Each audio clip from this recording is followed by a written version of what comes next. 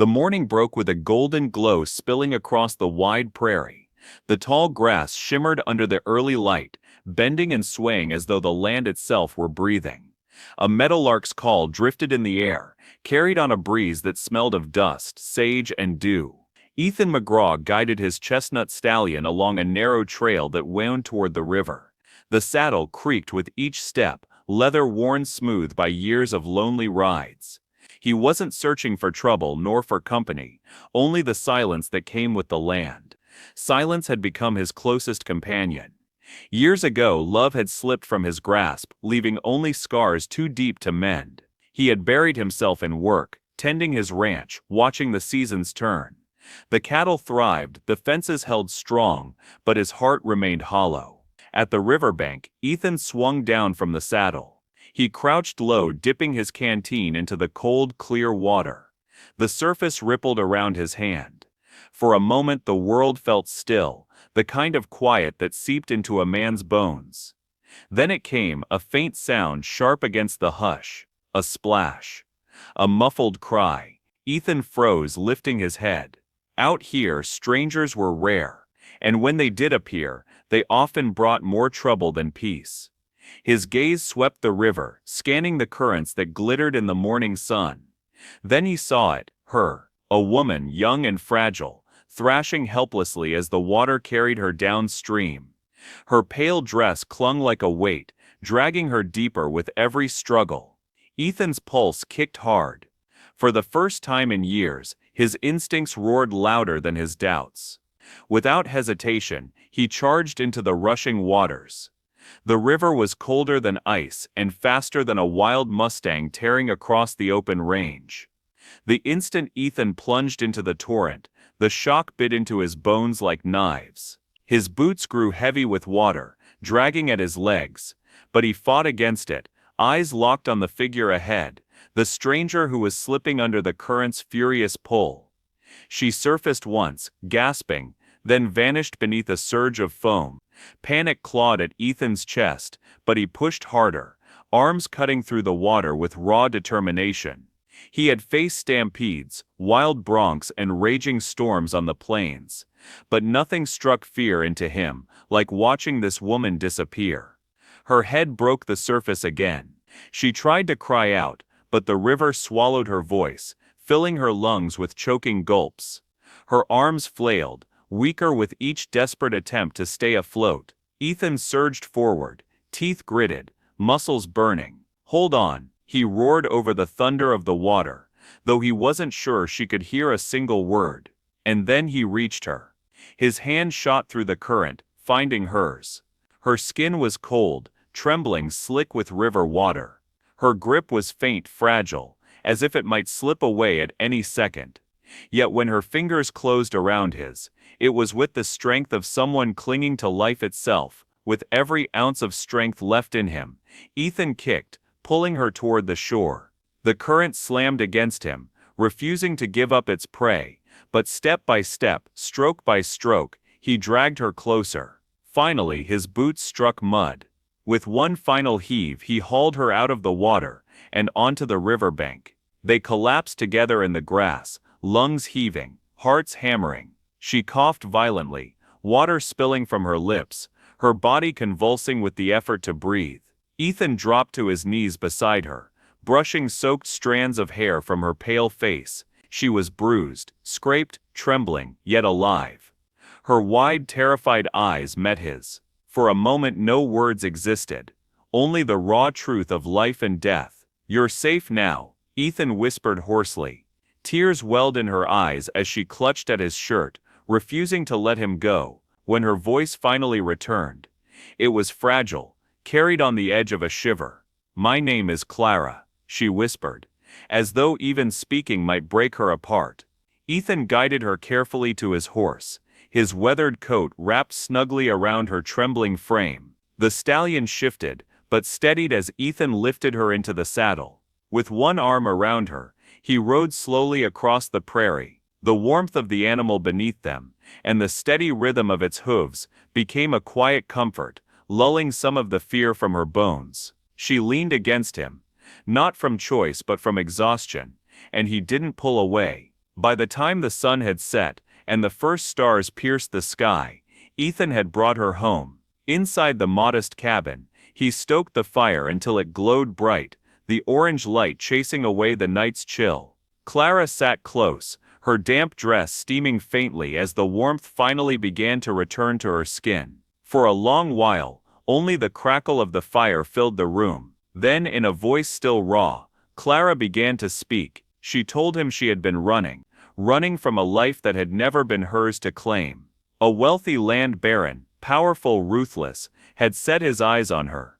He had announced their marriage as if it were already decided, leaving her no choice, no freedom, no say. Her only hope had been escape. She fled under the cover of night, hoping to outrun his men, but when she tried to cross the river, the current proved stronger than her weary body. That was where fate, or providence, had intervened. Ethan listened in silence, his jaw tight, hands clasped over his knees. He knew men like that baron all too well, men who believed land, money, and force gave them ownership over everything, even people. He had seen it before. It always ended in cruelty, in broken lives. Clara's eyes glistened as she looked at him across the firelight. "You saved me. If you hadn't been there." Ethan shook his head slowly. "Fate had more to do with it than me." Yet even as he said it, he felt the truth pressing in on him. Something deeper stirred in his chest, an ache he hadn't let himself feel in years. This woman had stumbled not only into his river, but into his life. For the first time in a long while, his cabin did not feel hollow. For the first time, the silence wasn't empty. There was breath, warmth, and laughter. It was gentle, nervous, but real. And it was hers. The peace did not last. At dawn the prairie woke with a warning. A low rumble of hooves grew louder, rolling like distant thunder across the open land. Ethan's eyes narrowed as he stepped out of the cabin, rifle resting steady in his calloused hands. The morning sun painted long shadows behind him, but his stance was solid, unyielding. 3 riders crested the ridge, their silhouettes cutting sharp against the pale light. They wore black coats that whipped in the breeze, silver spurs flashing with each step of their restless horses. Even from a distance, Ethan could see the hardness in their posture, the swagger of men who carried another's power like it was their own. They reined in just yards from the cabin. The leader, a sharp-eyed man with a cruel twist to his mouth, leaned forward in his saddle. His voice carried across the silence, cold and commanding. "We're looking for a girl," he said. "She belongs to Mr. Carter, the Baron. You seen her?" Ethan's grip on his rifle tight. Behind him the cabin door creaked softly. Clara peeked out, her face pale, her hands gripping the wood frame as though it might keep her safe. "She don't belong to anyone," Ethan answered, his voice low but firm. The riders exchanged, knowing smirks, their laughter quiet and mocking. The leader tilted his head. "You best not make this difficult, cowboy. Hand her over, and we'll be gone. No harm done." Ethan stepped forward, his boots grinding into the earth. The sunlight caught his broad shoulders, casting a long shadow across the ground. His eyes didn't flinch. "No," he said simply. The silence that followed was taut, sharp as a drawn bowstring. Horses snorted, fingers twitched near holsters. The air itself seemed to hold its breath. Finally the leader spat into the dirt and sneered. "This ain't over. You'll regret standin' in Carter's way." With a sharp jerk of the reins, the 3 men wheeled their horses and thundered back across the ridge, leaving only a storm of dust in their wake. Clara rushed to Ethan's side, her hand trembling as it gripped his arm. "You risked everything, for me." Ethan finally turned to her, the edge of danger still burning in his eyes. But then as her gaze met his, the steel softened, a faint smile tugged at his lips. "Some things," he said, "are worth the risk." The wind rattled the cabin shutters, carrying with it the lonely cry of the prairie. Inside the fire cast long, wavering shadows across the wooden walls, wrapping Ethan and Clara in a fragile cocoon of warmth. Clara sat beside him, carefully binding the scrape on his hand. Her fingers were delicate yet sure, as though she had been tending to him for years, instead of a single day.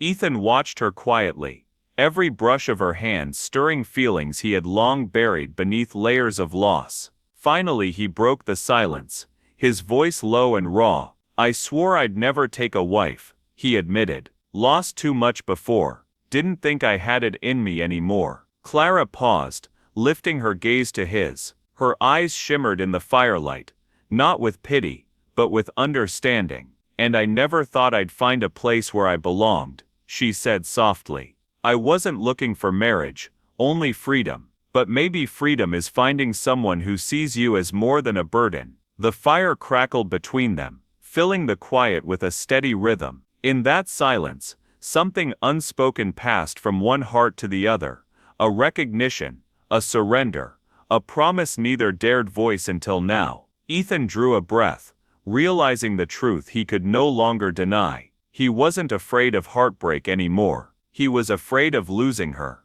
Reaching out, he took her hand, rough and calloused against her gentle fingers. His words came with the weight of a lifetime's honesty. "Stay, not because you have to, but because you want to. Stay as my wife." Clara's breath caught, her lips trembling. Tears gathered, glistening like stars in the glow of the fire. And when she whispered her answer, it was steady and sure. Yes. In that single word, the prairie wind softened, and the cabin no longer felt like a fortress of solitude.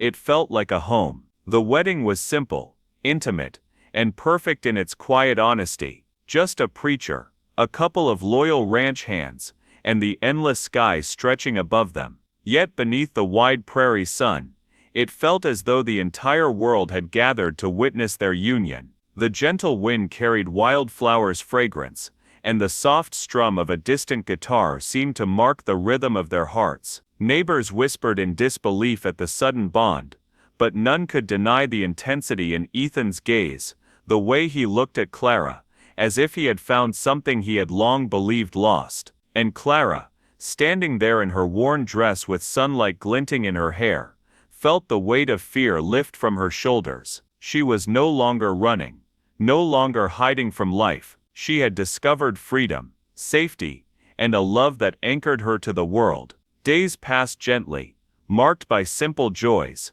tending the ranch, sharing evening meals, and riding together across the open plains. One morning, Ethan, Clara, and his loyal ranch dog rode to the ridge just as the sun spilled gold and crimson across the horizon. Standing side by side, Ethan realized that the woman he had pulled from a raging river had, in truth, rescued him from his own solitude. And in that endless expanse, under the rising sun, their promise became eternal.